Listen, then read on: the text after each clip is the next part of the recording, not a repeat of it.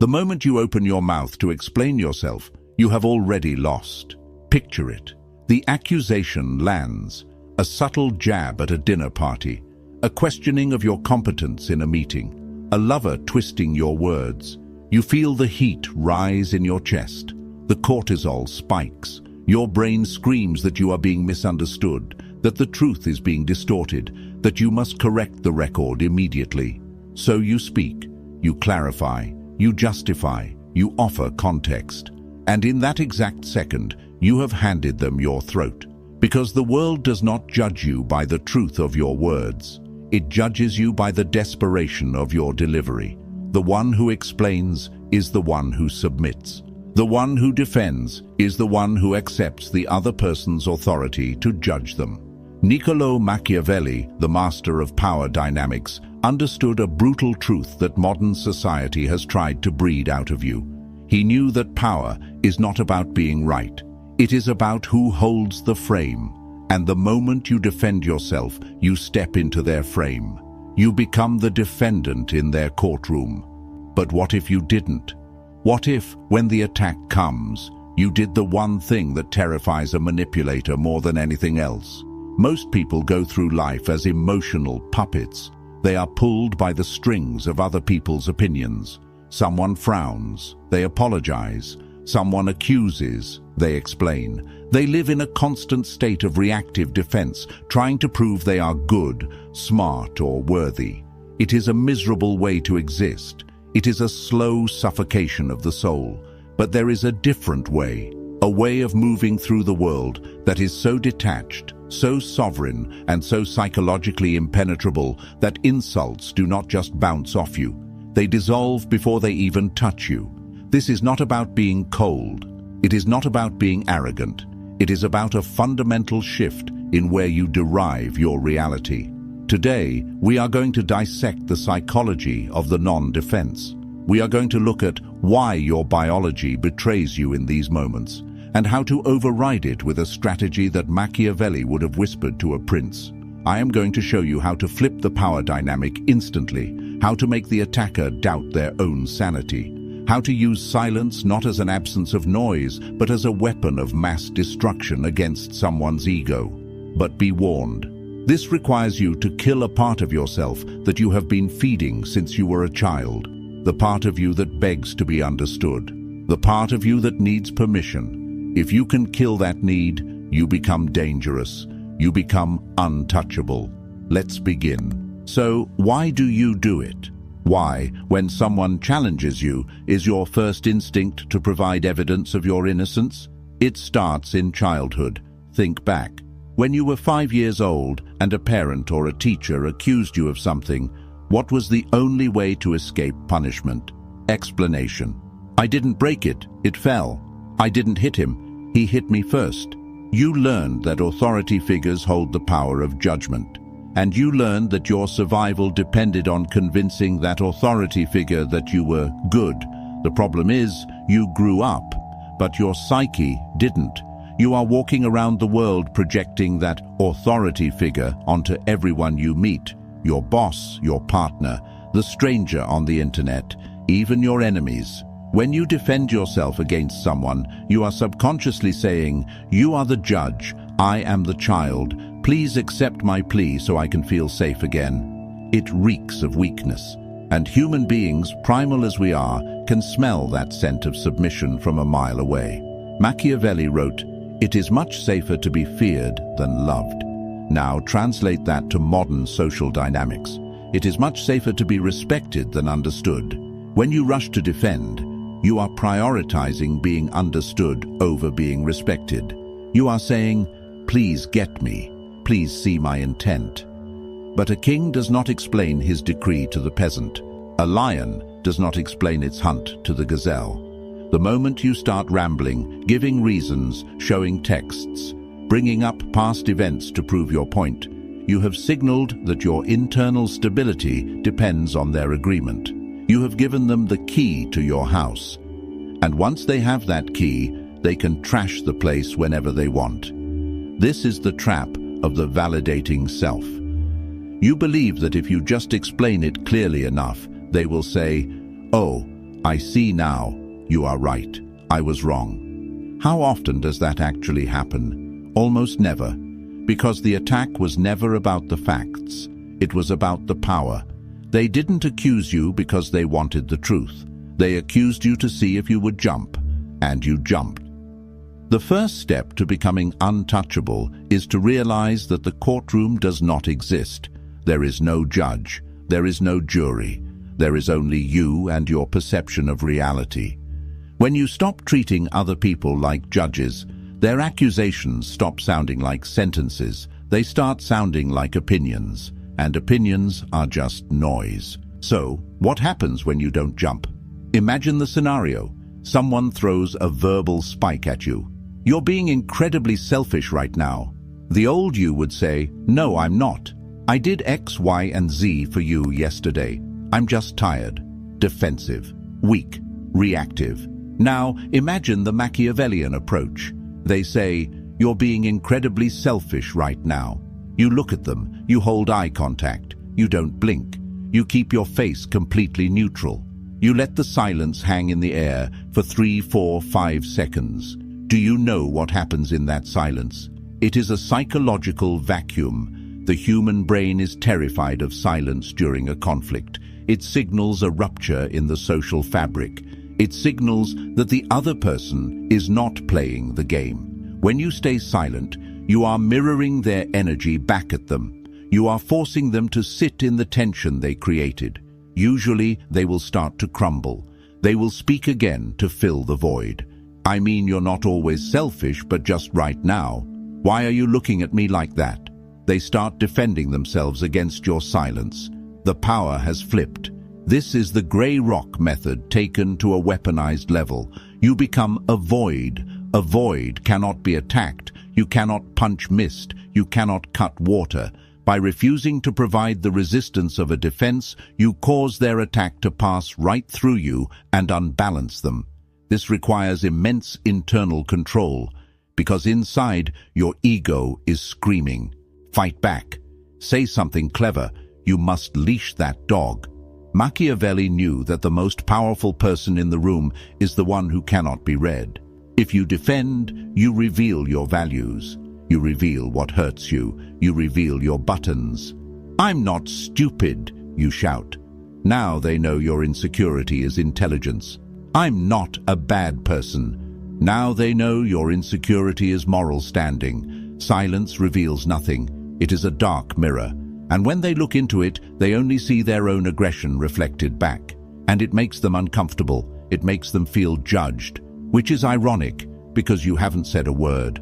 Sometimes silence is not enough. Sometimes the situation requires words, but never defensive words. If you must speak, you never push back against the force. You pull it. You use the aikido of conversation. There is a concept in dark psychology called agree and amplify. It creates a state of cognitive dissonance in the attacker. If someone accuses you of something absurd, defending yourself validates the absurdity. It suggests the accusation is serious enough to warrant a response. Instead, you lean into it. You exaggerate it until it becomes a caricature. Attacker. You are so obsessed with money. You're greedy. Defensive. You. No, I'm not. I just want to provide for my family. Boring. Predictable. Weak. Machiavellian. You caught me. I actually swim in a vault of gold coins like Scrooge McDuck every Tuesday. It's terrible for my back. You say it with a flat face or a slight amused smirk. What have you done here? You refused to be insulted. You proved you are not insecure about the topic. You turned their serious attack into a joke. You established that you are the one framing the reality, not them. This strips the attacker of their weapon. They wanted to hurt you. Instead, you took their knife and started peeling an apple with it. It signals amused mastery. Amused mastery is the ultimate state of high status. It is the attitude of a parent watching a toddler throw a tantrum. You don't get angry at the toddler. You don't argue with the toddler. You are amused by the drama because you know you are safe. When you defend yourself, you are getting down on the floor and screaming with the toddler. Don't do that. Stand up, look down, smile. Robert Greene, in the 48 Laws of Power, talks about Law 25, recreate yourself. Part of that is refusing the identity others try to thrust upon you. When they label you, they are trying to put you in a box. If you fight the box, you are still interacting with the box. If you mock the box, you dissolve it. You're arrogant. I prefer the term charmingly confident, but sure. You don't care about anyone but yourself. I'm working on it. I'll add you to the list of people I care about next year. It is savage, it is dismissive, and it is incredibly attractive. Why? Because it shows you are whole. You do not need their validation to know who you are. A person who knows they are generous laughs when called stingy. A person who knows they are smart laughs when called stupid. If you are defending, it is because deep down you fear they might be right. And that is the shadow work you must do. Let's go deeper into the philosophy of the interaction. Every conversation has a meta-structure, a hidden architecture. In a conflict, there is usually a judge and a defendant. The judge asks questions. Why did you do that? What were you thinking? Who do you think you are? The defendant answers, I did it because I was thinking that. Whoever is asking the questions holds the power. Whoever is answering is losing status. The most lethal Machiavellian trick is to simply refuse the role of defendant and seize the role of judge. You do this by answering a question with a question, or by analyzing their behavior instead of your own. Them. Why are you always so late?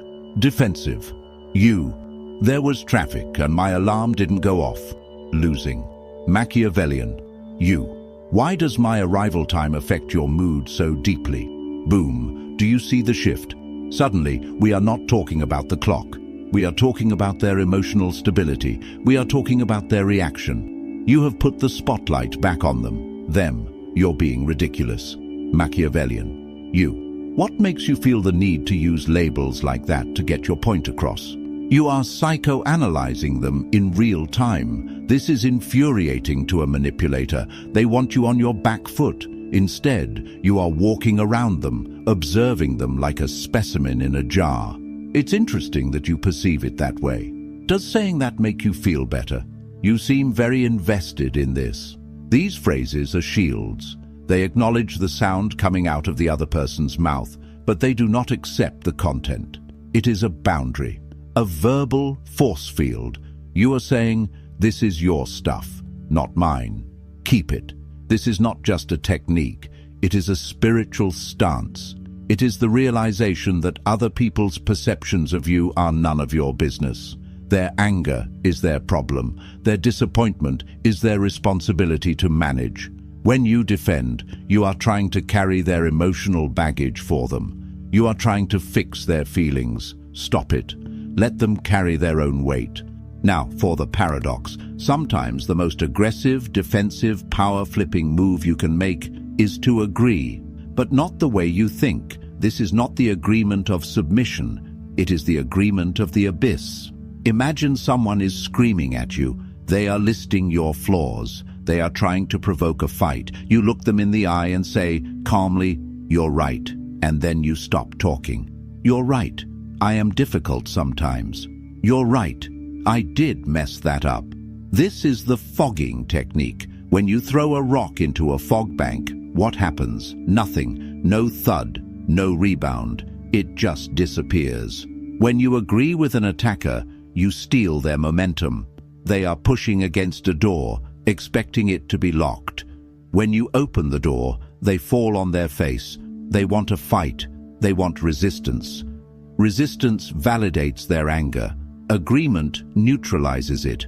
But here is the nuance. You must agree with the truth in their statement without accepting the shame they are trying to attach to it. There is a difference between admitting a mistake and accepting a character assassination. You messed up this report. You're incompetent. Defense. I'm not incompetent. The data was wrong. Power move. You're right. The report has errors. I'll fix it. Notice what was left out. You didn't address the incompetent part. You ignored the insult and addressed the fact. You took ownership of the action, but not the identity. This signals immense confidence. Only a person who is secure in their competence can admit a mistake so easily. Insecure people fight to the death to prove they didn't make a mistake. Secure people say, "Oops, my bad," and move on. Machiavelli would call this disarming the enemy. If you lay down your sword, they look foolish holding theirs. It takes the wind out of their sails. It makes them look hysterical, and you look grounded. And in the long run, history is written by the grounded. None of this works if it is just a tactic. If you are using these lines but your voice is shaking, or your eyes are darting around, or your energy is screaming, "Please like me," it will fail. Dark psychology is 20% words and 80% non-verbal frame. You have to build the internal architecture to support the silence. This brings us back to the shadow. Why does it hurt when they attack you? Because they are touching a wound that is already there. If I tell you, you have green skin, you won't get mad. You'll think I'm crazy. You won't defend yourself. You'll laugh. But if I tell you, you are a failure, and you defend yourself, it's because a part of you suspects I might be right. The ultimate defense is not a verbal technique. It is self-knowledge. It is looking into your own darkness, owning your own flaws, and accepting your own shadow. When you know you are capable of selfishness and someone calls you selfish, you say, "Sometimes yes." When you know you are capable of cruelty and someone calls you cruel, you say, "I can be." You cannot shame a man who has already accepted himself. You cannot expose a woman who has nothing left to hide. This is what it means to be untouchable. It means you have integrated the parts of yourself that others try to use against you. You become transparent. The light passes through. The arrows pass through. You are no longer a fortress that needs defending. You are the wind. So here is the challenge. For the next 7 days, you are going to play a game. The game is called no defense. No matter what happens, no matter how small the accusation, you are forbidden from explaining yourself. If you are late, say, "I'm late." Do not give the reason. If you spill the coffee, say, "I spilled the coffee." Do not blame the cup. If someone misunderstands you, let them misunderstand you. Sit in the fire of that discomfort. Feel the urge to fix it, to manage their perception, to be the good guy. And let that urge burn to ash. Watch what happens to the people around you. Watch how they react when you stop playing the game. You will see confusion, then respect, then a strange kind of magnetism, because people are drawn to certainty. And nothing screams certainty louder than a person who does not need to explain why they exist. You are reclaiming your energy. You are plugging the leaks in your soul. You are stepping out of the role of the child and into the role of the sovereign. The world will try to pull you back. It will try to bait you. It loves a reaction. Don't give it one. Keep your mystery, keep your power, keep your silence. If this philosophy resonates with the darker, deeper part of your mind, the part that is tired of performing for others, then you know what to do. Subscribe. But not because I asked you to. Subscribe because you are done being a prey animal in a world of predators.